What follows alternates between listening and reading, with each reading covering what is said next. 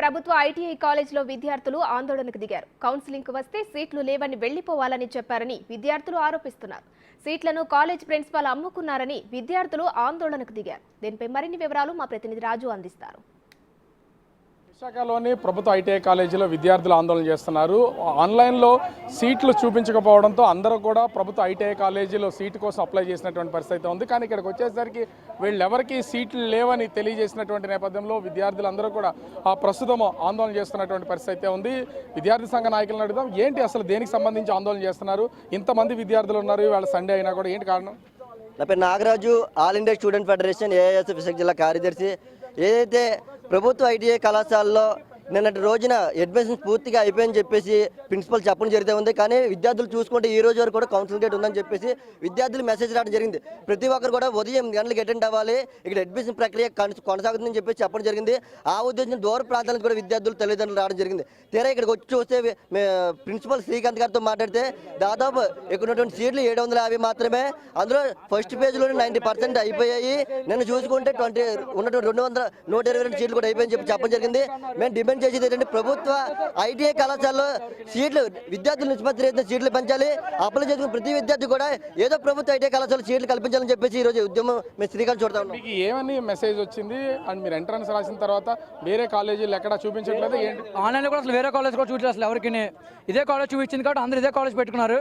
కానీ అసలు ఎవరికి మెసేజ్ వచ్చిన తర్వాత కూడా అందరూ చూస్తే ఇదే కాలేజ్ పొద్దున వచ్చి చూపించారు. ఇప్పుడు అసలు ఎవరికి పొద్దున కూడా చెప్పాలి. అసలు ఎవరికైనా వచ్చినప్పుడు కూడా సీట్లు అయిపోయింది చెప్పి నిన్న అయిపోయింది చెప్తున్నారు. అంటే మనం చూస్తున్నాం, వచ్చినటువంటి వాళ్ళు మేనేజ్మెంట్ అంటే ఇక్కడ కాలేజీకి సంబంధించినటువంటి వాళ్ళతో కూడా మాట్లాడుతున్నటువంటి పరిస్థితి కనిపిస్తుంది. ముఖ్యంగా చూస్తే అంటే ఏంటి ఇక్కడ ఉన్నటువంటిది, మీరు కౌన్సిలింగ్ కోసం ఇక్కడికి వచ్చారా, వస్తే ఏం చెప్తున్నారు? ఇక్కడ సీట్లు లేవని చెప్తున్నారు సార్. సీట్లు లేవంటే నిన్న మాకు డేట్ ఇవ్వలేదు. నిన్న అన్ని గర్ల్స్కి ఇచ్చారు సీట్లు. 870 సీట్లు ఇచ్చేస్తే మళ్ళీ మేము చేసిన తర్వాత వాళ్ళు వెళ్ళిపోమన్నారు. అంతసేపు వెయిట్ చేసాము, మళ్ళీ వెళ్ళిపోమంటే ఎలా సార్? మాకు అంత దూరం నుంచి ఛార్జీలు కట్టుకుని వచ్చి మేము వేస్టే కదా. వాళ్ళు మెసేజ్ చేశారని మేము వచ్చాము.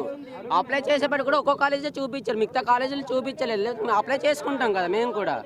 సార్ నేనైతే లాస్ట్ ఇయర్ జాయిన్ అయ్యాను, ఇక్కడ కాలేజ్లో జాయిన్ అయిన. స్టాఫ్ బాగాలేదు, అసలు 3 సార్లు 4 సార్లు తీయించారు నాకు ఈ కాలేజ్ నుంచి. స్టాఫ్ బాగాలేదు. ఏమేనంటే బయటికి తెలియకుండా డబ్బులు అమ్ముడిపోతున్నారు, సీట్లు అన్ని అమ్ముడిపోతున్నాయి. ఏమనంటే 35,000 అంటారు. 35,000 సీటు